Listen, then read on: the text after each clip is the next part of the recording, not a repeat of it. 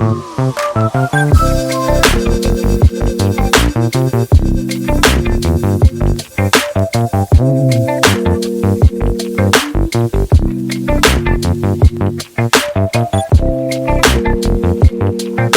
guys, hello, welcome to Chugging Along. I'm Sam. And I'm Tim.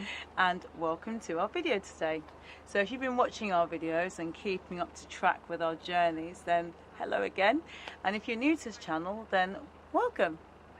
So we're currently in Kidlington, and us being the adventurous boaters that we are, we moved our boat 1 mile. Yeah, 1 mile this week. 1 mile this week from Thrupp, and we're edging ever so closely towards Oxford city centre. So Kidlington's great because it's a large village, so we've upgraded from a hamlet. Yeah, thank you for telling us what a hamlet is, everyone. We now know. Yeah, we now know. Excellent. So in today's video, we're going to address a couple of questions that we got in the comments.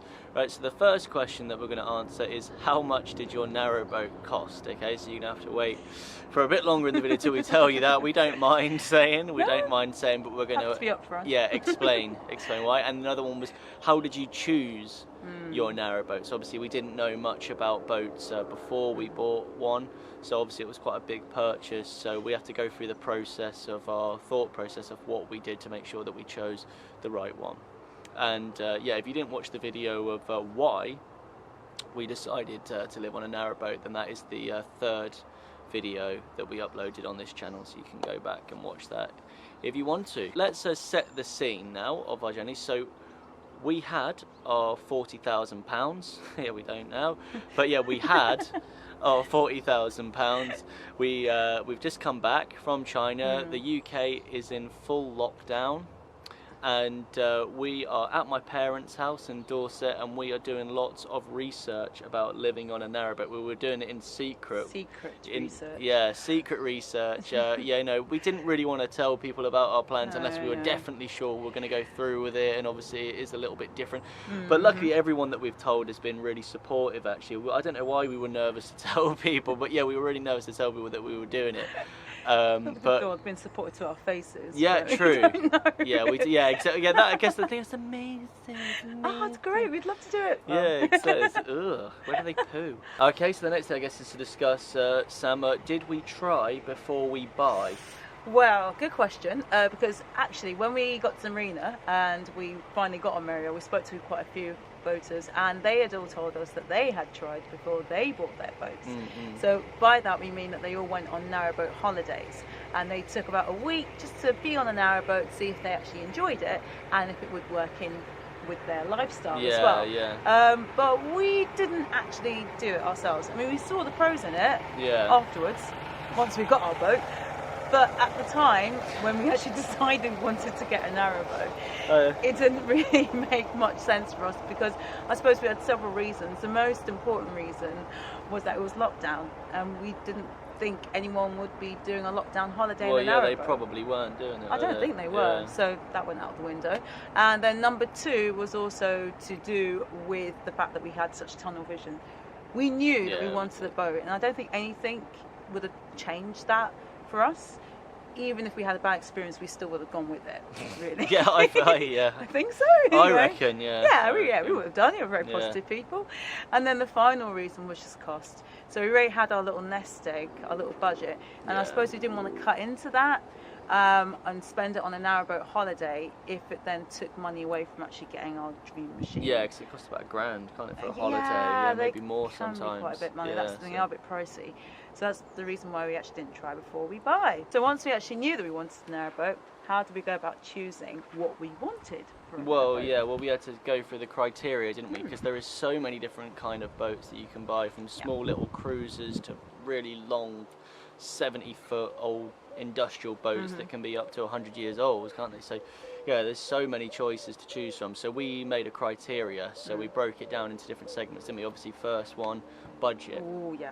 Budget. Yeah. 40 grand, preferably less, because by the time you've done the works and we wanted to add solar panels and a washing machine, we had to make sure it was less than that. So after budget, it was length. So length was yeah. also important for us, and the reason being, we knew we wanted about 50 foot to 57 foot.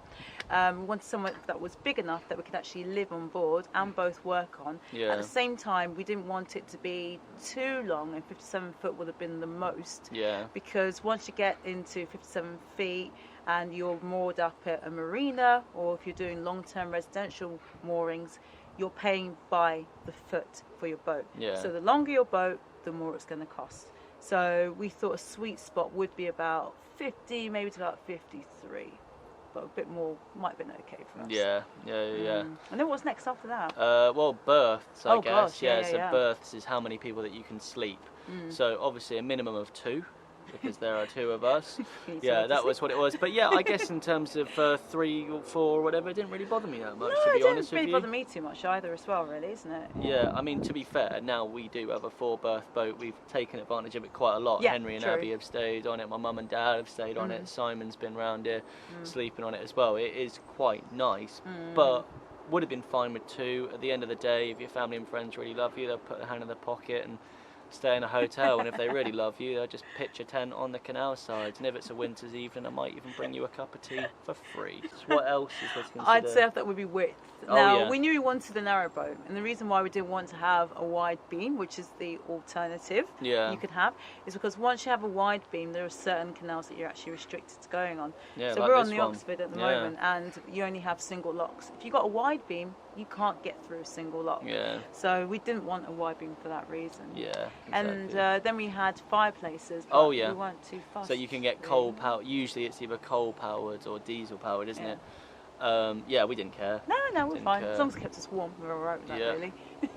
And then the what- last one. Oh, toilet. That's the Big big one, one, isn't it? big Yeah. one. So there's obviously different kinds of toilet that you can get on a canal boat, and we were absolutely dead set. We were dead set on getting a pump out toilet, which is the one where you sort of don't have to handle any of it yourself. I don't think so. Anyway, and they sort of put a tube and they suck it all out, and all your toiletries, and yeah, that because we didn't want to do, you know, the old bucket and chuck it, the old number 2 wheeler dealer. Yeah.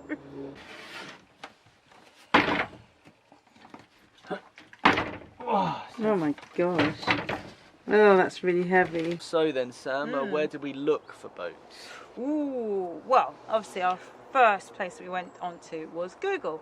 And when we went onto Google, we actually came across quite a few boat selling companies. And these are big companies, and they specialise in selling boats. So what we found was that they had a wide selection, a wide range of different boats that we could choose from. And in some cases, all these boats were at one marina, which was great, because then we could just go to one marina to look at all these boats if we wanted to. And because these companies have got a reputation they want to uphold, they will try and tend to work with you in the best way possible. So I think we looked at Wilton Marina and Great Haywood. Yeah. And we actually came up quite a few boats from them, which was great they've for got us. so really. many, haven't they? Oh, Yeah. so many, really. So we quite liked that. Another place we went on to was Facebook.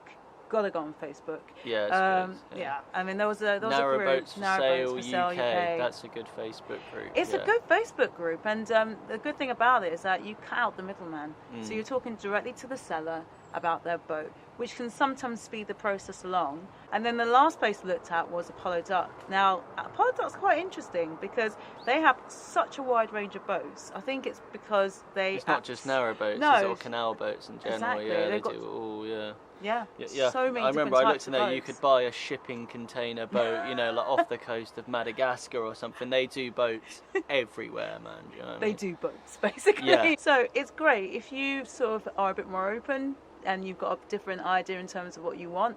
Great place to go to if you're looking for boats. The only downside is that you can have too much choice, which isn't that great if you're not very decisive. Yeah, true. Exactly. Well, yeah. Are you looking at me for? Yeah, I am undecisive. Aren't I? Yeah, I am. But yeah, that's the thing. You genuinely could just look at boats all day on the internet. There is, I suppose, like narrowboats, canal boats. There's so many for sale. There are so many for sale. and and you can sort of nitpick, can't you? You sort of get to think you've got so much choice. You can sort of nitpick. So, oh, that one's 1 foot too short. Or that one's only got 2 stoves on the hob. This one's got gold window rims and it doesn't match with my silver lampshades. Do you know what I mean? Like, end of the day, there's too much choice, I think. Yeah, I think there's too much choice. And not only that, but also the boats are located at different marinas. So unless you're up for a bit of a traipse around the UK... Well, that was what narrowed down our search, wasn't it? That was, to be fair, because when we actually started looking with in mind, where are we going to go and get this boat from, it would be ridiculous. We were all down on the south coast, so we thought it would be ridiculous to go and drive 9 hours just to go and have a look at one boat. It's not really worth it. So we decided a search area. So we saw there was a lot of boats for sale and quite a few places where they sell them around the sort of Northampton, Warwickshire area, near sort of Daventry. On the Grand Union Canal, there's a lot of boats that we were interested in that area. Oh, yeah. So we could do a day trip up there. We saw 4 boats in a day. Well, we actually ended up seeing more than that. So we made a plan of where are we going to go and see them, didn't we? And that worked out quite well, I thought. It did. It worked out very well. So was Marielle our first choice? Ooh, good question. Yeah, was she our first love? Oh, a bit of a shocker, but unfortunately she wasn't. Nah, not at all. She wasn't. Not at all. She wasn't even on our shortlist. So when we actually compiled our list of boats to go and view, we didn't see Marielle on any websites. Yeah. So what actually happened was that there was another boat that we had seen online already called Riga. We got that one through the Great Hayward website, and this boat looks amazing. It was beautiful, it was ready to go. Yeah, we liked it. She ticked all the preferences that we had, and she even had a pump out toilet. Yeah, which she was right at the top. Yeah, which at the time we wanted, but she was right at the top of the budget there, wasn't she? That was the only downside. She was 39,000. Yeah. So we thought that would be something we'd have to try and work out. Yeah. But the other spanner in the works was that an hour before we actually went to go and see Riga in person, we went to Ilta Marina, and whilst looking at other boats, they told us that they had a new boat that had just arrived, and her name was Marielle. And they said that she was ready to be viewed if we were up for it, and that she actually was within our budget. And it was quite funny, because as soon as we got on the boat, as soon as we got on Marielle, we got the feel. I got the feel. Tim got the feel. Yeah, my mum and dad got the feel. Your mum and dad who came down with us, they got the feel too. And it's that kind of location feel, where Kirsty and Phil will ask you, did you get the feel? And we all had that feeling. So it was quite bizarre that we had this. Yeah, but we had to block that feeling out. We had to block it out because we'd seen Riga, and unfortunately, the problem that Marielle had was that she was in possession of a cassette toilet. Which is, of course, the bucket and chuck it, the 2.0 wheeler dealer. That's what we did not want to be dealing with. We didn't want to deal with that. So unfortunately, we decided to go with our first love, which was Riga, which ticked up all the boxes. And we actually made an offer on Riga, didn't we? Yeah, we did. Well, we thought it'd be cheeky, and we made a really low offer. So the asking price was 39. We went in at 35, and which was rejected. And then they called back and said, "Look, now it's time for your final offer. There's another couple who are also interested in buying it. So your next offer is your final offer. So do it as high as you can do it." And I thought, like, oh, that's just salesman's rubbish. Do you know what I mean? Of course he's saying that. He's just saying that, so I offer the highest possible amount. To sort of pressurise me and sort of get thinking about something. So I said, look, okay, that's just rubbish. Let's go 36,500. Yeah. So we went 36,500. It was rejected because he wasn't lying. It wasn't salesman's rubbish. There was another couple, and they won it. So we lost out on Riga. Yeah. Yeah, we were sad at the time. Well, I was sad at the time, but there was a good thing because we wouldn't have Marielle, would we, otherwise? That's true. No, it worked out for us in the end. After we lost out on Riga, obviously feeling a little bit down about that, and we thought about restarting our whole search, but there was something stopping us because we still had that feeling, even with that Thetford cassette. We loved her, C200 and all. We couldn't stop thinking about it, could we? No, we can stop thinking about it all. So yeah, we just went in there and just decided to call up Wilton Marina and ask for information on it. Do you remember what they said about? Well, they said that she was still for sale, which was great. Yeah. And they even told us that someone else who was actually interested in buying her before, unfortunately, had to pull out because they were made redundant. But they had gotten a survey done on her, and they were happy for the survey to be made public to us. So Wilton Marina gave us the survey, which meant we had the chance to actually go through and see what works need to be done. Which is really handy because you can sometimes pay for that and think, oh, that loads needs to be done, and I don't really want to buy this boat. So that was really lucky, wasn't it? I think because we had that upfront idea of what actually was needed to be done on her before we even committed to putting a deposit down, really. So because we had the survey and because we knew what works had to be done and how much it would cost, we decided to make an offer of 33,000 because we thought there was a deal that could be done. Yeah, 33. Yeah, we got told that there might be a deal that could be done, and we knew that with the work we had to get done as well, it would work out quite well for us. So unfortunately, that got rejected. Yeah, rejection again. Rejected again, twice. Oh. But then we got told that they would accept 34,000.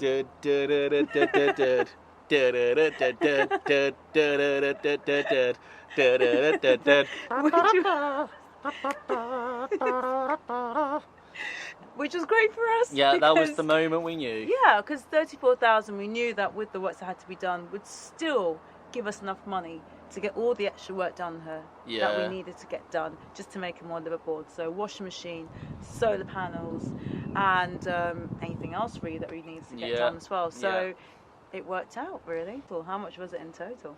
Oh right, yeah. So let's just go through how much did our narrowboat cost.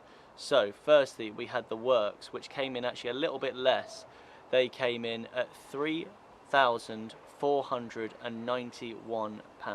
£9 cheaper. Yeah, than what we expected, which was a lovely surprise. And then the boat cost £34,000, bringing our boat total to £37,910. That is how much Marielle cost. There was a lesson that we learnt about this whole process. Well, yeah, there was quite a few lessons we've learned, isn't there? But yeah, what would you say? What would you say if there's anyone looking, you want to give them a tip?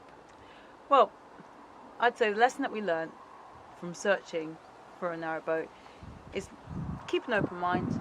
And don't be too fussy, because we were so fussy about the type of toilet that we wanted. We were adamant we wanted the pump out. We ended up with a cassette toilet because we got Marielle. And we've since decided we're going to get a compost. So either way. If you're first timers like we are, we didn't really know, so don't go in with too many preferences, I guess. Don't, really. Because I think you could be a person who's new to boating, who's looking at boats, and you could have 10 perfect boats out there, which are great for you. Definitely, yeah. So there we go, and we're going to take you through the modifications that we did in another video. So the solar panels, the washing machine, and all that sort of other stuff, and a few other bits and bobs. So that is the end of today's video. Thank you very much for watching this far. If you got any suggestions for future videos or any questions, please leave them in the comments below. And yeah, guys, no matter what you do in life, just remember to keep chugging.